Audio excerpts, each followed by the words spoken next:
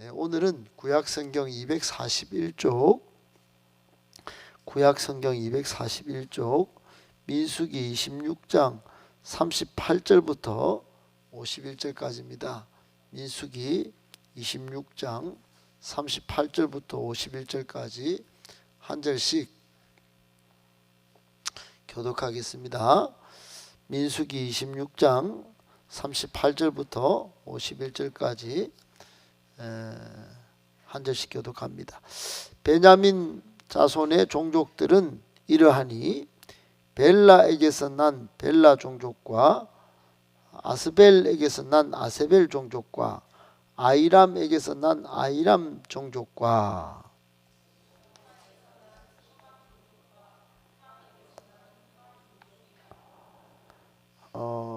벨라의 아들들은 아롯과 나아만이라. 아롯에게서 아롯 종족과 나아만에게서 나아만 종족이 났으니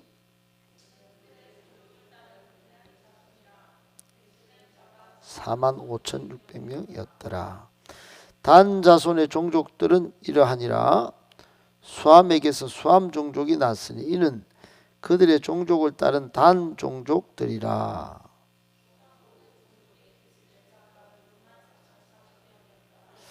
아셀 자손의 종족들은 이러하니 임나에게서 난 임나 종족과 아스미에게서 난 아스위에게서 난 아스위 이스위에게서 난 이스위 종족과 브리아에게서 난 브리아 종족이며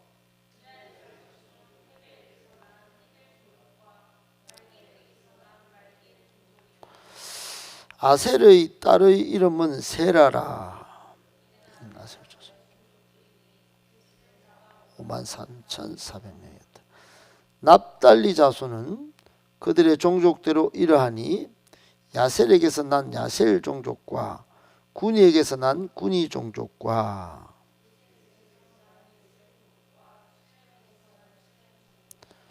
50절과 51절 같이 있습니다.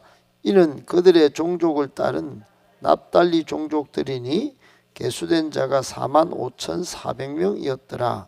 이스라엘 자손의 계수된 자가 60만 1,730명이었더라. 아멘. 할렐루야. 네. 반갑습니다. 오늘 본문도 이제 이스라엘 백성이 이제 출애굽 40년의 이 광야 생활을 끝내고 이제 하나님이 약속하신 땅 가나안 땅을 목전에 두고 바로 그 앞에 있는 모압 평지에서 하나님께서 이제 군대를 계수하게 하셨는데 그 목적은 민수기 1장에 나오는 시내산에서 이제 가나안 땅을 점령하기 위한 또 출애굽 이후에 정비를 위한 인구조사의 목적 그 외에 본격적으로 가나안을 점령하기 위한 군대를 계수하는 목적, 또 이제 가나안 땅을 정복하여 땅을 분배받기 위하여 이제 1장보다도 훨씬 더 세밀하게 가족들까지도 나오면서 이제 땅을 분배하기 위한 목적으로 인구를 조사를 했어요.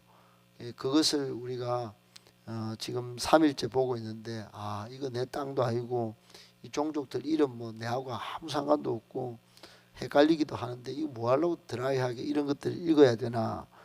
전혀 그렇지 않습니다. 어제도 말씀드렸듯이 성경에 등장하는 모든 인명, 사람의 이름이나 지명, 땅의 이름이나 또 여러 가지 사건들은 다 연결되어 있어요. 다 하나님의 구원 역사에서 버릴 것이 하나도 없는 때로는 반면교사로, 때로는 진면교사로 따르지 말아야 할 교훈과 또 따라야 할 그런 교훈을 주는 그런 인명들, 지명이고 지명들이니 여러분 보시다가 뭐 넘어가는 경우도 많이 있겠지만 대부분 그렇게 넘어가겠지만 그래도 살펴볼 가치는 있다 하는 생각을 가지고 이 본문을 한번 대하면 좋겠습니다. 오늘 본문에서 우리에게 주는 세 가지 교훈을 받도록 하겠습니다. 첫 번째, 하나님은 약한 자를 들어 강하게 하십니다. 하나님은 약한 사람을 들어서 강한 사람도 부끄럽게 하시고 특별히 우리가 미약하지만 강하게 만들어 쓰십니다. 여러분 38절부터는 베냐민 이 자손 계수가 나오죠. 인구 계수가. 오늘은 보니까 2차 지금 계수하니까 4만 5,600명 였더라 이렇게 계수가 됐어요. 45,600명. 1차 때 숫자를 보면 베냐민 자손은 35,400명이에요. 그러니까 거의 1,200명이 증가했는데 대단히 20세 이상의 남자만 치고는 지금 므낫세 지파가 제일 많이 증가한 증가율 1등이면 이 베냐민 지파는 증가율 2위예요. 2위. 그러니까 엄청 증가한 겁니다. 우리가 살펴본 대로 르우벤 지파나 또 시몬 지파나 우상 숭배나 또 하나님을 대적해서 급격히 인구가 줄었는데 이 베냐민 지파는 증가를 했다 이 말입니다. 여러분 베냐민이 누굽니까? 베냐민은 야곱이 사랑한 아내 라헬이 죽으면서 낳은 아들이에요. 그러니까 엄마를 죽이고 이제 자기는 태어났다. 뭐 이렇게 볼 수 있는 거죠. 극단적으로 보면. 그래서 엄마가 이름을 지을 때 베노니라고 지었어요. 원래 이름 베노니입니다. 창세기에 보면 그때 베노니는 슬픔의 아들이에요. 슬픔의 아들. 엄마는 야곱이 제일 사랑한 라헬이고 그 라헬이 죽으면서 이 베냐민 12번째 아들로 태어났다 이 말이에요. 그런데 아버지는 이 베노니 아들을 또 다르게 봤던 것 같아요. 관점이 달랐어요. 그래서 이름을 베냐민으로 고칩니다. 오른손의 아들이에요. 여러분 우리나라 관습이나 유대 관습이나 비슷한 측면이 있다고 그랬죠. 옛날에는 왼손 쓰는 걸 별로 안 좋아했어요.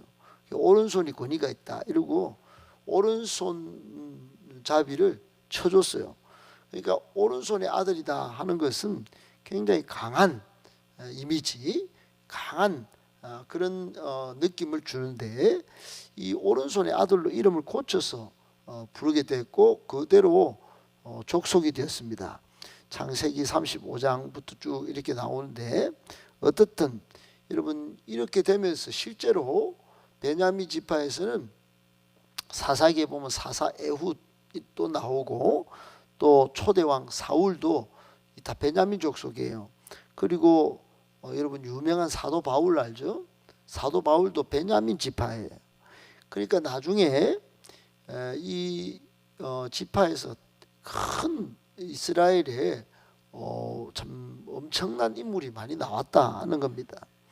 나중에 땅도 분배받을 때 이제 가나안 땅에 들어갔을 때 여호수아에서 보면 예루살렘을 분배받아요. 예루살렘 주변. 그러니까 이스라엘의 모든 종교 신앙의 중심지를 분배받습니다.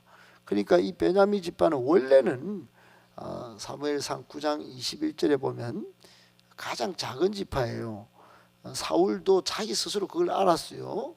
그러니까 초대왕 이스라엘 왕 말입니다. 우리는 너무 작은 지파인데 이렇게 하나님 앞에 고백하면서 내 같은 사람이 무슨 왕이 되겠습니까? 이렇게 봤단 말입니다. 그런데 이스라엘을 대표하는 중심 지파가 되고 또 강한 지파로 하나님의 은혜를 입습니다. 여러분 오늘도 가장 많이 증가했다.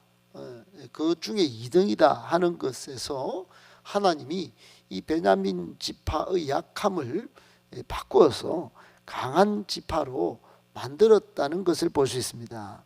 하나님은 약한 자를 들어 강하게 하시고 강한 자를 부끄럽게 하시는 분이십니다.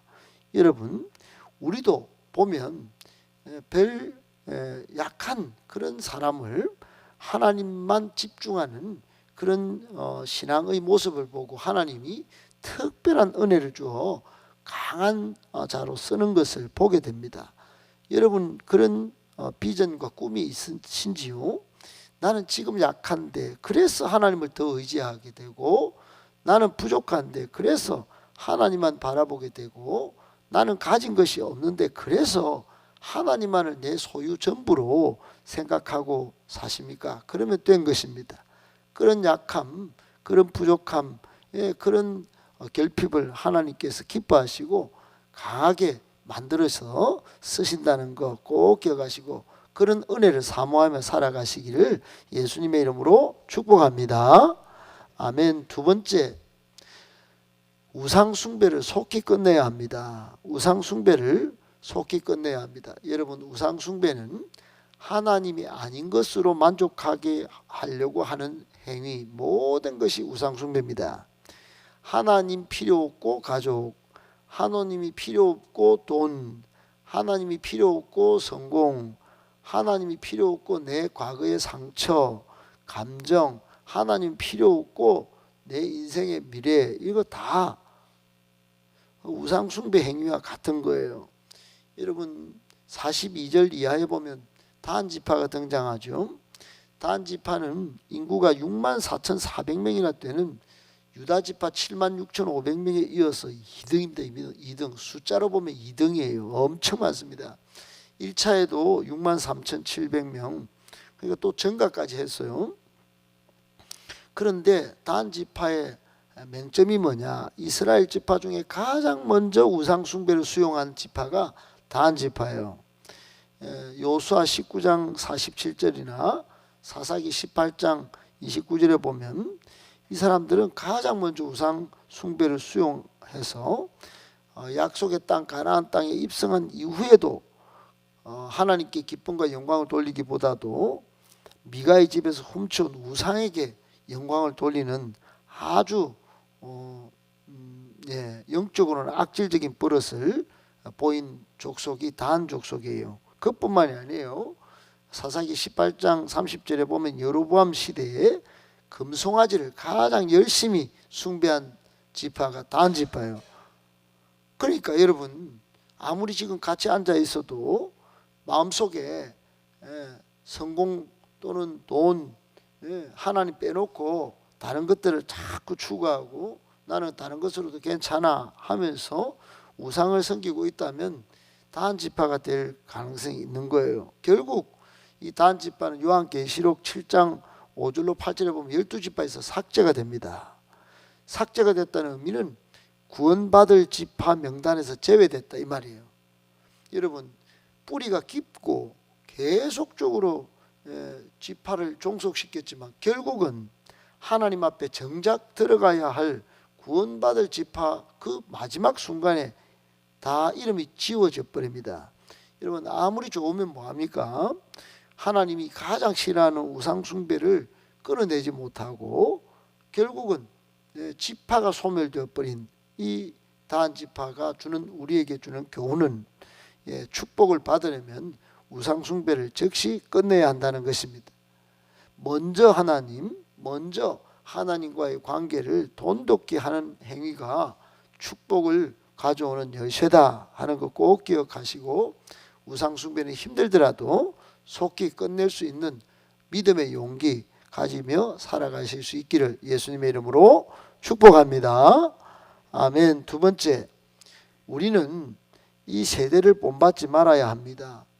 여러분, 로마서 12장 2절에 보면 너희는 이 세대를 본받지 말고 마음을 새롭게 함으로 변화를 받아 하나님의 선하시고 기뻐하시고 온전하신 뜻이 무엇인지 분별하도록 하라, 이런 말씀이 있죠. 세대를 본받지 않는 거, 그거는 마음부터 먼저 정리해야 돼요. 마음을 새롭게 해야 됩니다. 마음을. 그리고는 마음의 용기를 가지고 끊어낼 걸 끊어내야 하는 거예요. 여러분, 이 세대는 타락한 문화가 너무 많습니다. 정치적인 이데올로기에 관점에 따라 해석 여부가 다르지만 이태원의 참사는 그거 뭐 생명을 잃은 걸 보면 너무나 안타까운 일이죠. 그러나 거기는 할로윈 문화에 물든 술 먹고 젊은이들이 모이는 야밤의 문화에 다 속아서 간 겁니다. 그러다가 사건이 터진 거예요.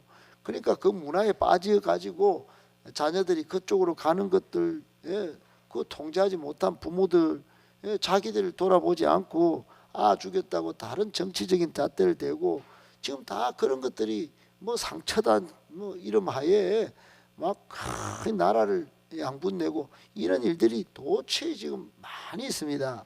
지금 김호중 사건도 마찬가지죠. 가수 아무리 인기가 많아도 술 문화에 빠져서 그 헤어나오지 못하다가 거짓말까지 하다가 어제 뭐 기자들 앞에서 하는 말을 보니까 죄가 죄를 낳았어. 죄인이 무슨 할 말이 있겠습니까? 그런 말을 하잖아요.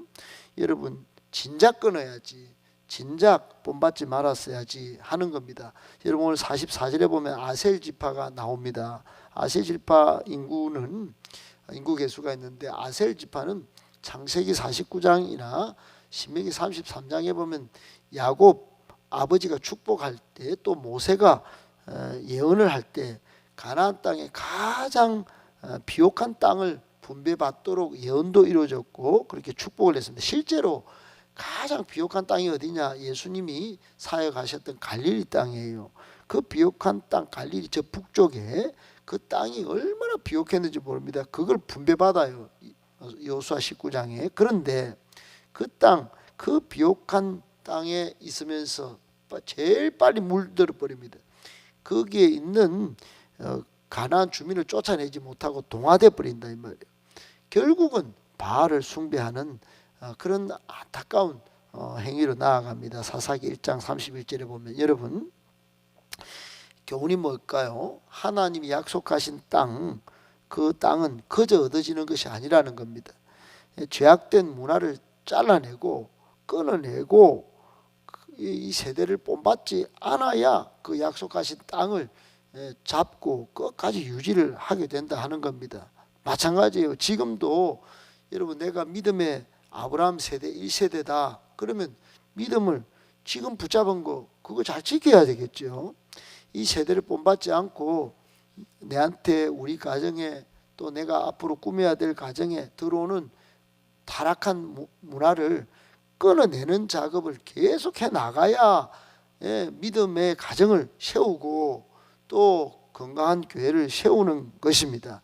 하나님과 참된 교제를 원하십니까? 그러면 먼저 이 세대를 본받지 말아야 합니다. 마음을 새롭게 함으로 세상의 것을 끊어내야 돼요. 이 땅에서 하나님의 주권을 인정하고 선포하며 살아야 합니다. 이 땅에서 하나님의 말씀, 복음의 말씀을 선포하고 성령의 능력으로 변화시켜 나가는 노력이 우리 가운데 있어야 할 것입니다. 꼭 기억하고 이 세대를 본받지 않고 오히려 하나님의 주권을 이 땅 가운데 실현시켜 나가는 거룩한 세대, 탁월한 하나님 나라 부흥의 주역들이 다 되실 수 있기를 예수님의 이름으로 축복합니다.